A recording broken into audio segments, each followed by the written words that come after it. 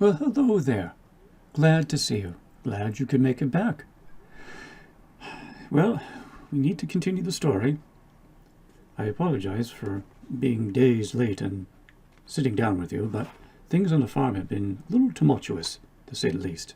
But I think the unicorn and I have gotten things wrapped up.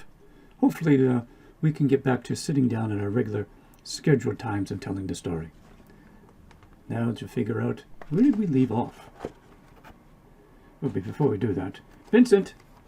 Vincent! Yeah, boss? I'm coming. Oh, boy. Working on this website. Man, making changes? It's not easy for a gnome like me. Hey, boss, what's up?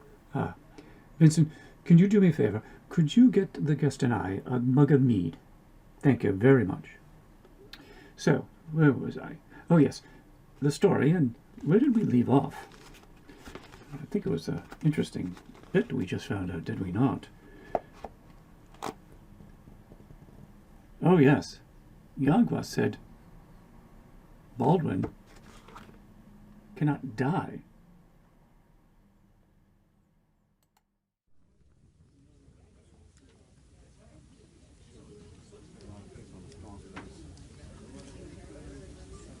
After watching the cut on Baldwin's chest disappear, as if it never happened, the room breaks into chaos as Elrin and Baldwin barrage Yagba with questions. My, with you two around, one would think the sky is falling. Yagba, as great a concern it is regarding the sky possibly falling, I will hazard a guess that his immortality is right up there with tampering with one's feet. Yes, this is no simple matter. Another god meddling in the affairs of another god's following? Well, that in itself is chaos. That is what she said. Who? The elf god? Yes. Do you remember what she said regarding the chaos? She said I am true chaos and I should be proud. She also said that we need to stoke the inner fire some more. All are quiet, each in their own thoughts. What does it mean? Again, silence fills the room as Yagba stands and walks to the window. It means the elven god has plans for you, and as you cannot die, well, this plan, it will happen when it happens. What is that supposed to mean? It means Yagba is in the dark as much as you and I. Once more, the room echoes that of everyone's breathing, and nothing more. And after what seems like an eternity, Yagba turns from the window and looks to Baldwin. I must go, and I should consult. Not dying and by whose hands? Well, this has surely caused some type of chain reaction in the upper realms. Will the Master Druid see you? With a sly smile, Yagba replies, Who would deny the hearing of Yagba? and as she heads towards the door, Baldwin asks, But what of me? What am I to do? Yagba pauses, but for a moment, giving Baldwin a sad look, and then she is gone, out the bedroom door and down the stairs. Baldwin, you should rest. We can talk more tomorrow. Before Baldwin can protest, Tana is lowering him back onto the pillow as his eyes close.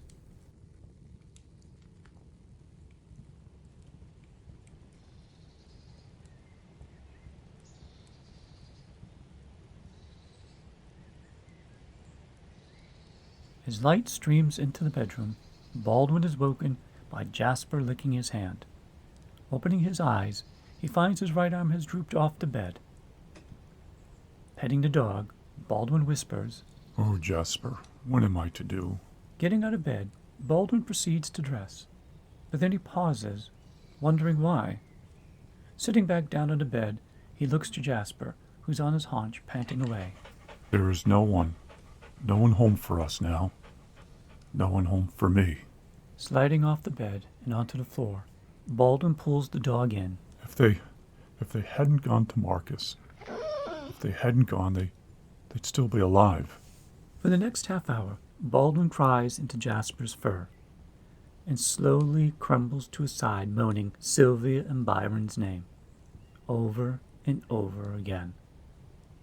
Eventually his body succumbs to sleep, but is not one of past happiness.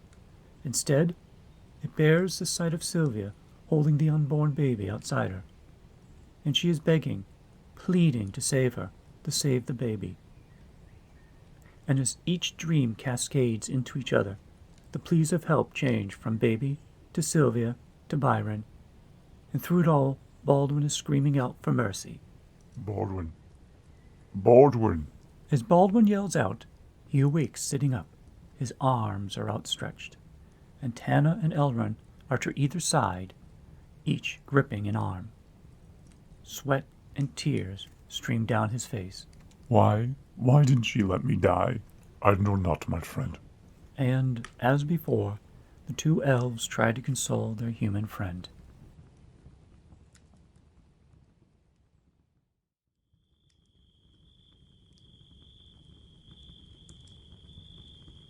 When Baldwin awakes this time, he is alone, and the sun is long set, Jasper quietly snoring on the floor next to the bed. Looking around, there is but one candle lit on the nightstand to his right, and it is then that he notices a silver ring, Sylvia's ring. Picking it up, he gingerly turns it over, surprised at how shiny it is. He fingers the inside, feeling his and Sylvia's initials. Despite the heat of the flames that night, the ring shows no wear, discoloring, or even unevenness. Gripping the ring to his chest, Baldwin climbs out of bed and heads downstairs, waking Jasper in the process. As he starts to head down, Tana is climbing up with a mug in one hand and a chunk of cheese in the other. I need to see them. Tana gives him a quizzical look. I know they're dead and buried. I just need to see where they are. Coming to the stairs, looking up, Elrond replies, Yes, and I'm sure it will please them as much as you. Following Tana as she turns to head back down the stairs, Baldwin asks, Do you know where they are buried? Yes. Come and sit and eat, and I will tell you all that I know. And so for the next quarter hour, as Baldwin sits at their table, Tana and Elrond lay out some dry venison, cheese, fruit, and mead. Then, taking a seat opposite Baldwin, Elrond begins to tell of his search for his family. When Jasper first found you, we were just happy to have found a body in the chaos of debris. But then, there were no burns, there were no scars, and then your finger moved. At that point, Tana began the trip of bringing you back here, where I stayed to find your family. Why? Why didn't you just look for my family then and move us all at the same time? That would not have been wise, as your townfolk had already stopped by to inquire on their fire. And seeing how they reacted to us elves, not to mention that speaking of dark elves, one can only imagine how they would have embraced any such fears, seeing you come out in such clean condition. As Baldwin starts to ask another question, Elrond holds up a hand. So, to keep your secret of being alive, and to prevent any fear-mongering, we decided it best for Tana to ride back with you, and I stay and recover Sylvia and Byron. And the timing of Tana's departure was perfect, as quarter-sun movement, the humans from Talon, they started to arrive. The original three, Sarah, Stevan, and his son, I forget his name, they came with about a score all carrying shovels and axes, wheelbarrows and such. A few were carrying some short swords, but I believe that's because Stefan retold the story of the Dark Elves to them. Anyways, after some brief introductions, we all got to work searching for Marcus's families and yours. It took a couple of hours to clear away the debris before we found a body, which was Byron. Then probably another hour before we could carry Sylvia's body out. Right after that, we found Marcus's 2 boys and his own body. The only thing left was to find your body. Luckily for me, there were dead elves all about, some of which the bones were broken, crushed, burned beyond recognition. So it allowed me to claim that I had found you, and thus we could end the search for you. Again, Baldwin looks to interrupt, but Elrond continues on.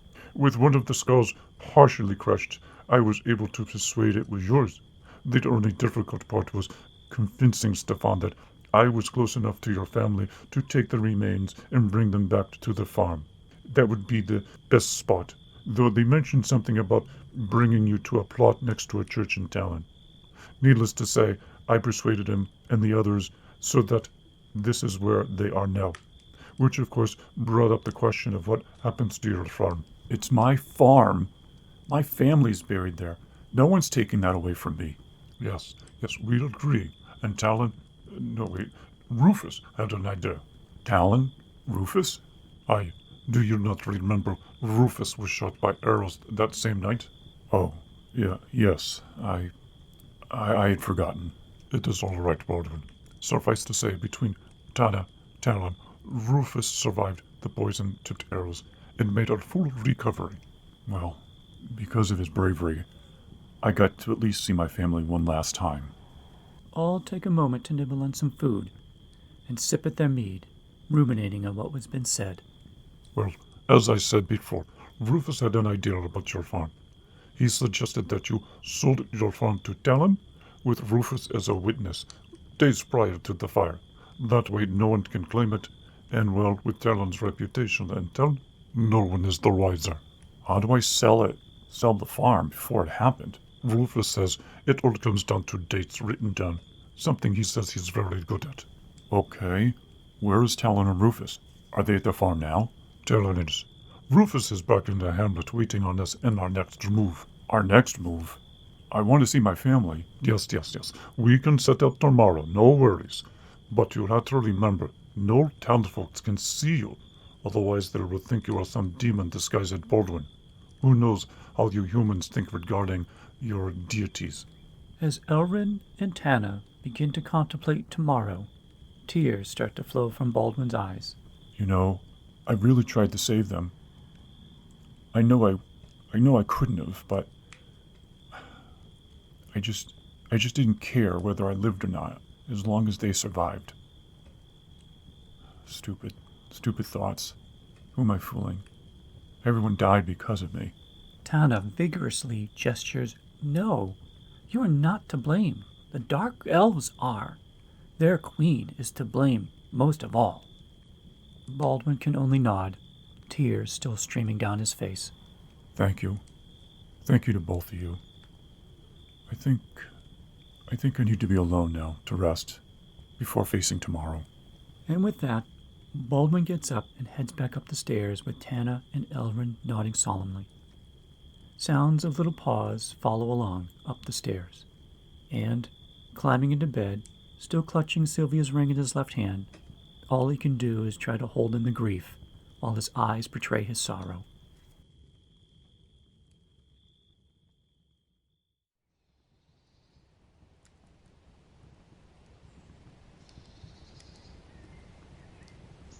The next morning, Baldwin awakes, still tired, as the world of dreams kept him running and running, trying to save his family. And as he sits up, trying to clear his mind of dreams' horrors, voices below catch his ear. They are only a day's ride. And you say they go south? Yes, again, less than a dozen dark elves. We looked to bring him back to his family's farm. Elrin, they must not venture through these woods nor live another day. Standing at the top of the stairs, Baldwin looks down to see 4 elves talking to Elrin and Tana. I'm going with you. I'm taking from those dark elves what they took from me.